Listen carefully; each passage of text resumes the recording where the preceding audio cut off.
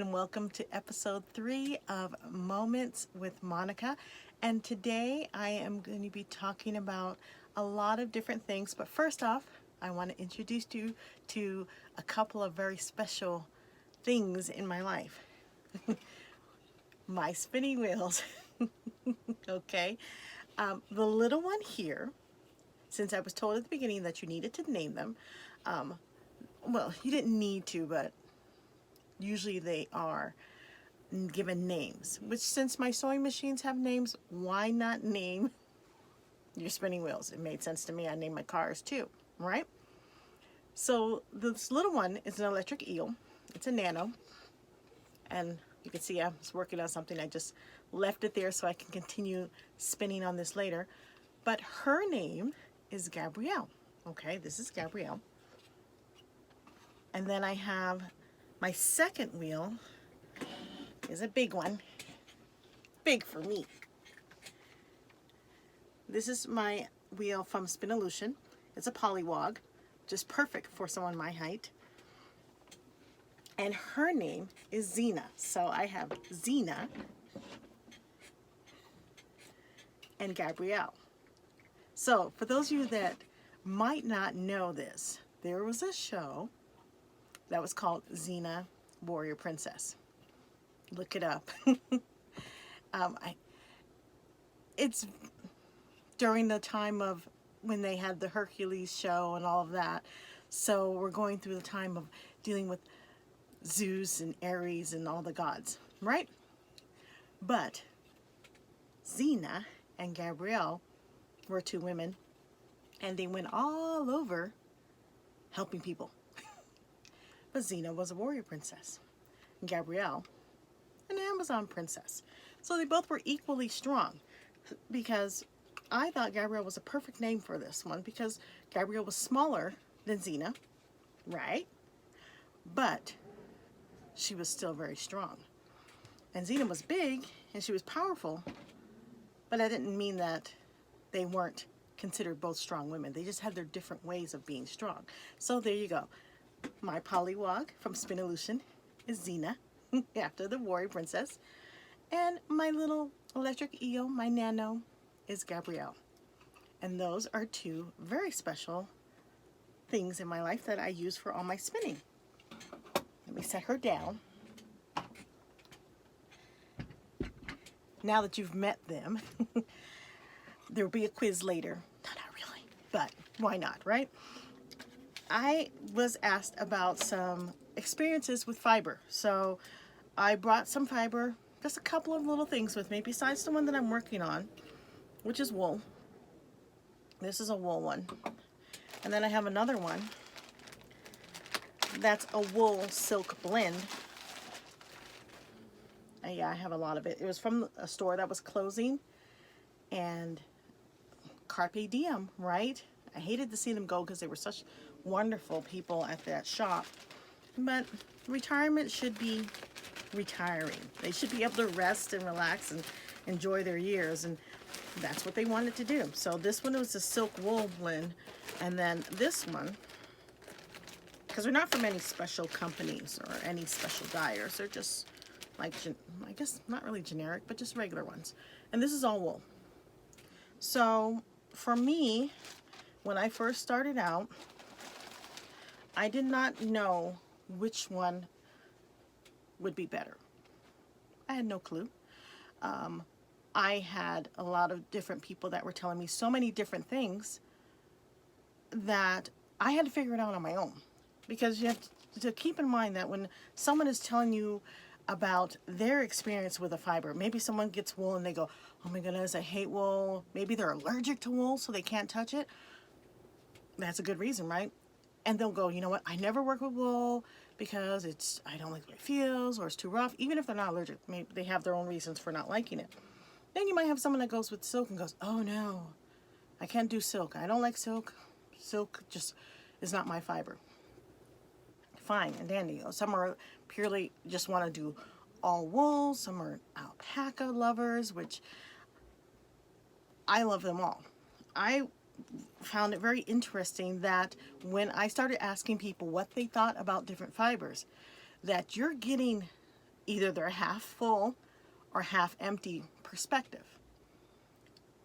And being the type of person that I am, I can make up my own mind. And as should you, make up your own mind.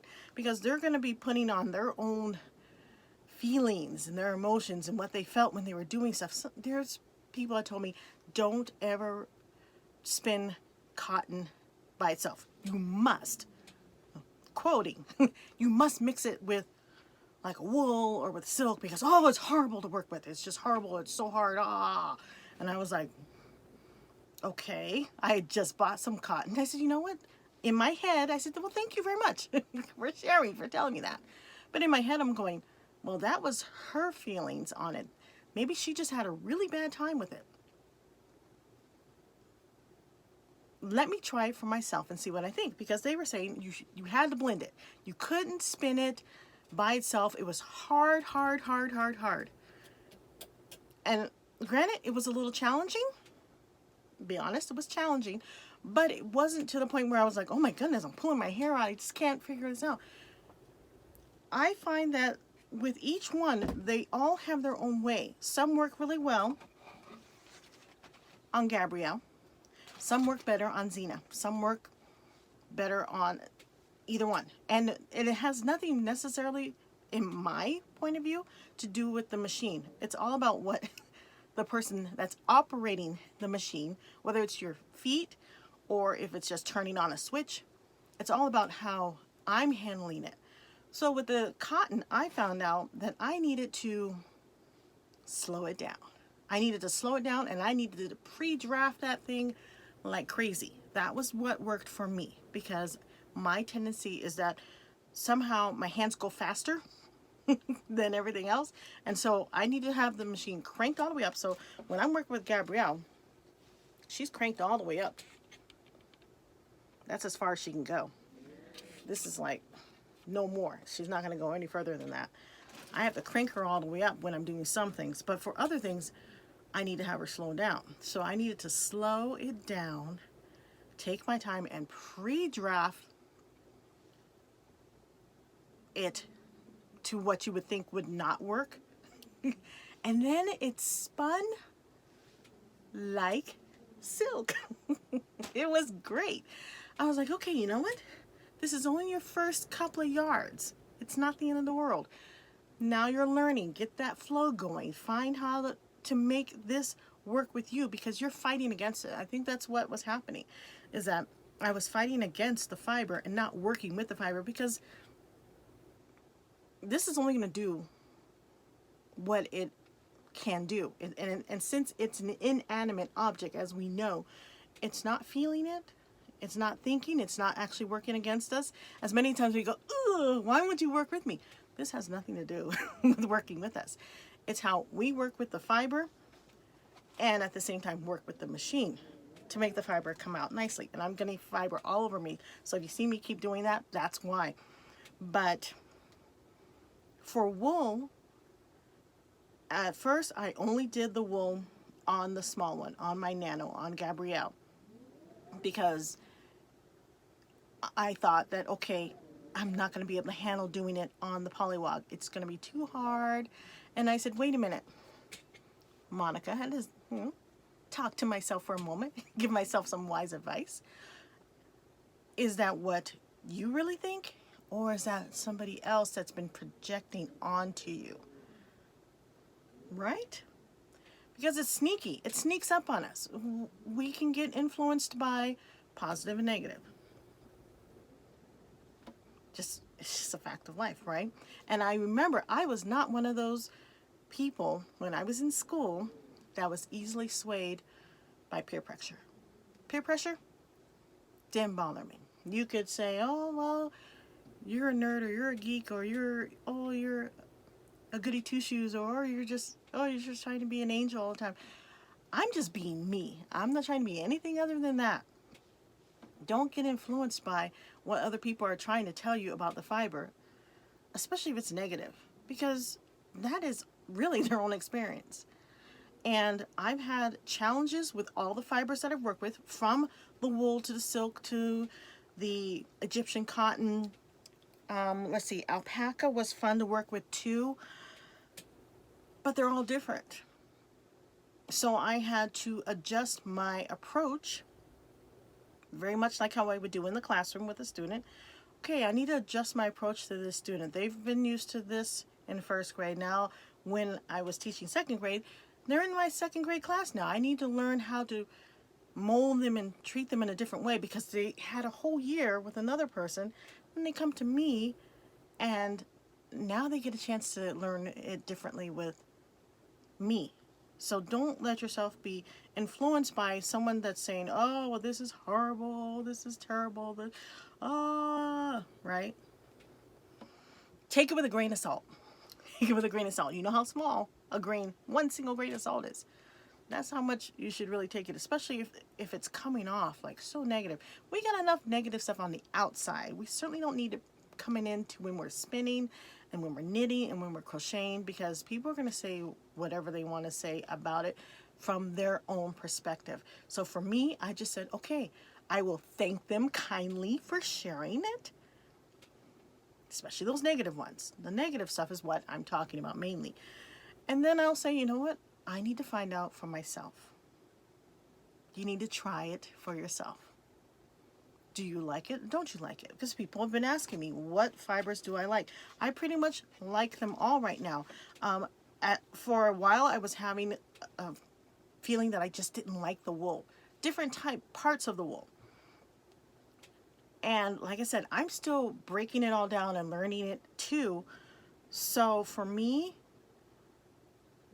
it was hard to understand, okay, well, is it just me or is it the wool? Maybe it's the type of wool, which is why any of you that have followed me for at least the last 6 months have seen my Happy Mail. And when I'm doing my Happy Mail reveals, I'm getting fiber from all over the place, from different people. They dye it differently. They have different animals, whether it's sheep, whether it's goat, maybe it's alpaca, maybe it's a silk blend, maybe it's, like I said, the Egyptian cotton. I'm trying it all because I want to gain my knowledge for myself. I can't take somebody else's knowledge and go, okay, well, I'll never use Egyptian cotton because she said it's hard. No. That's like saying, okay, well, I'm not going to try this milkshake at this restaurant because she said it was horrible. Let me try it for myself. Oh, yeah, okay, it's horrible. I don't like it. Try it for yourself. See what you think. Expose yourself to as many different fibers as you possibly can, you know, within reason. If you're allergic to something, don't obviously get it, right? But if you're not, and it's just a matter of, well, do I like it? Don't I like it? You're never going to know until you try it. It's like when we were kids, my mom would always say, you don't know until you try it. Try the vegetable, you might like it, you know? There are a lot of vegetables I like, and there's some that I will not eat ever. That I have just, the taste just, it's not happening. I'm not going to eat it. I'm not going to bring it into my body. But I'll eat all the other vegetables just fine. So try it. See if you like it. Test it out. Okay, well, maybe spinning this one didn't work very well on one machine. Try it slower. Try doing more drafting to it. Maybe it's a matter of the speed. For me, when I get on the polywog, when I'm on Xena and I'm pedaling, I'm treadling like crazy. It's like you get in a groove. And that's when the yarn will separate or it'll be yanked out of my hand. And I say, you know what? It is not the machine's fault because I'm the one that's supplying the power, right? It's my little feet that are going too fast. Slow it down. Find that pace, balance it out with your hand. It's all about balance. Life is always about balance. We've talked about this before, and if you follow me for any time on Instagram, and you know me personally, you know I'm always about trying to find the balance in things. If I just had ice cream every single day for 3 square meals a day, wouldn't be good, would it? But then if I just forced myself just to have one thing and never gave myself a little treat, then what happens? I could be the person, I might have the personality that I'm going to binge. I need to find the balance for myself. You need to find the balance for yourself. You need to find the balance with your machine. So That's what I've been learning. This is the silk wool blend, and it's lots of fun. It had a tendency at first to pull right out of my hands because it's very, very, very smooth. Let me show you some of it. It's close up. Look at the colors though. It's really pretty. So I have a ton of this. So whenever I'm practicing some new technique, I go for the one that I have the most of. Sometimes I go for something that's plain like this. But other times I just want to play around with something that's fun and colorful. And I'm like, I want to play around with this one. Which is what I've been doing today, is playing around with this one. So there you go. I think I've covered that pretty clearly. Take everything that anyone says, including myself, with a grain of salt. You need to try these things out for yourself. I only have the experiences from Monica's point of view, what I felt when I'm working with them. And my point of view is not going to be your point of view, because we're different people. We have different experiences, we have different likes, we have different styles. And that's one thing that I've learned from my communication and my association with the spinners, especially on Instagram, because that's mainly where I'm communicating the most with them, is that I have never met such a positive group of people, of individuals, male and female, and all of the above. They have been encouraging from day one. There's nothing like going, okay, you're really sucking at this, Monica. Yeah, that negative talk comes in to all of us. You're doing a horrible job at this. And then you might just say, you know what, I'm going to share it, or I'll message someone and ask them, what do you think of this? I'm sending you a picture of my work. And then they'll critique you, but they won't be like psycho critique you. They'll be gentle about it. They'll ask you questions. Well, how was your speed on the machine? Or did you ply it enough? Little things. And then it'll just go, oh yeah, I need to ply it more, or I need to slow the machine down, or I need to speed it up. So allow yourself the time, be patient. I practice it every day. Be patient with yourself, because you're not going to get it right the first time. We all know this. We would love to. I wanted to. When I first got both of them, I was like, I learned these things fast. I should do it. I should get it perfect, right? I should get it perfect. This is me. How am I not getting this perfect the first time? My expectations for myself are always way up here. Sometimes I need to bring them down to like normal level, whatever that means. Because Monica's expectations for herself are always up here. Because I'm a classic firstborn. I push myself. I'm self-motivated. I want to go, go, go, go, go. And I want to learn. And I want to learn it like yesterday. But that's not how it works with spinning. Spinning is really teaching me about even more patience than knitting and crocheting did, and even sewing. It's teaching me about how to flow with, like I said, work with the fiber. I'm learning how to work with the fiber. I'm learning how to work with the machine and get it all to a point where it's got this cadence that's just beautiful. It's like the most beautiful song you've ever heard. And you go, oh, I love that song. I could hear it over and over and over again. I'm going to put it on repeat and just listen to it over and over again. That's what when you hit that point, you'll know. And each time I try something new, or new technique, or new fiber, I remind myself, this is your first time working with this fiber. You just got it from this person. Maybe they're goats instead of sheep.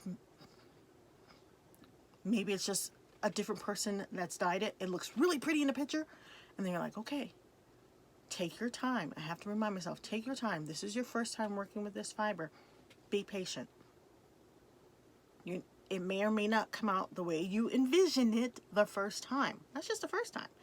You have a second time and a third time, a fourth time. You keep going over and over again. I'm not going to tell you the Thomas Edison thing, because we've all heard it. How many times he went through and failed with making the light bulb. It's the same idea, the same premise when you're working with spinning. Give yourself the time, give yourself the patience to learn it, to work with it, to experience it.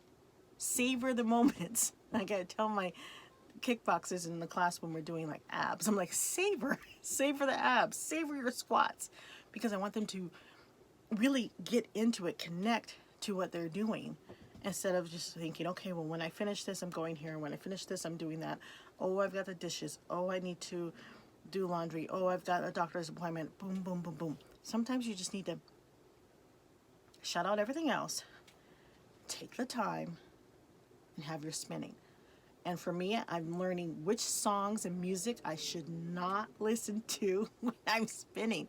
There's certain songs and music genres that if I'm listening to it, I'm like, that's my feet. And I'm like, wait. You need to let it get a little bit more twist. It just looks like it's still roving. What are you doing? Slow down, because the songs are going faster and I'm listening to something upbeat. And then I'm like, okay, you need to remind yourself. Slow it down. Enjoy it. Savor the motions. Savor the moment. Savor the flow. Savor how the hands are moving. Get that groove. You savor it all. The motions, the moment, the movement from the fingers, all of it. Get into it. Focus on it. And really, it's definitely challenging to do anything else when you're spinning. Even having a conversation, I'm still not perfect at having a conversation and then something going off. If it's something that I've been spinning for a while and I'm like in the middle of it, then I have a groove and I can control it. But if I just started spinning it and I try to have a conversation, or I try to watch TV, forget about it. Something's going to happen and it's not going to be pretty, and I'm going to have to backtrack, pull it out, and then work it all over again. But those are my experiences with a few of the fibers that I have had a chance to play around with the silk, with the wool, with the Egyptian cotton. I have not spun the goats yet. I have goat fiber too. I haven't spun that yet. And I told you, we're not messing with the Angora yet. That Angora has to wait a little bit longer. I really, really want something special with Angora. And you know what? I might honestly see if I can get some more from someplace else, since that store doesn't exist anymore in Colorado. So I have to find Angora somewhere else. And I don't know how many places actually sell purple Angora, because we know bunnies don't come that color. But there you go. You got a chance to meet my machines, my two little companions. I switch back and forth between Xena and between Gabrielle. And you got to hear my experiences with some of the fibers and my little public service announcements about just taking what people say with a grain of salt, especially when it comes to the negative stuff, because sometimes they're just projecting onto you what they've experienced and what they feel. And it's better to find out for yourself, to get a chance to learn it and feel it for yourself. And then you'll have your own unique perspective. Isn't that great? Because then it just makes things nicer. You'll have your own viewpoint on it. That will be different from mine. That'll be different from your neighbor, different from your friend that spins. It's all good. So there we go.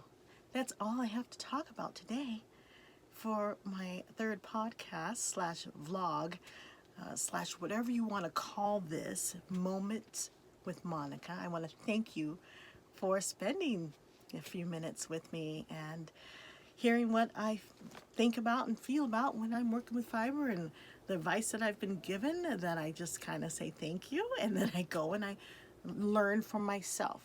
Okay? I take it with a grain of salt, especially when it's really negative. I want to learn the fiber myself, because that's the best way. Nobody can teach you that. You have to learn it with your own hands. You have to feel it. And once you do that, then you'll have your own list. Write it down. We'll talk about that next time too. Keeping that information down about what your experiences were with the fiber and which ones worked well for you. I'll show you my little book that I have for keeping that in check. But I want to thank you for joining me today. I've got fiber flying around me all over the place. Every time I take this up, it's everywhere. But it's a happy thing. But I want to thank you, yes, for spending this time with me. Thank you for our moment together again. And from my craft room to wherever you are, I wish you a wonderful day. I hope you had a great day, a great night.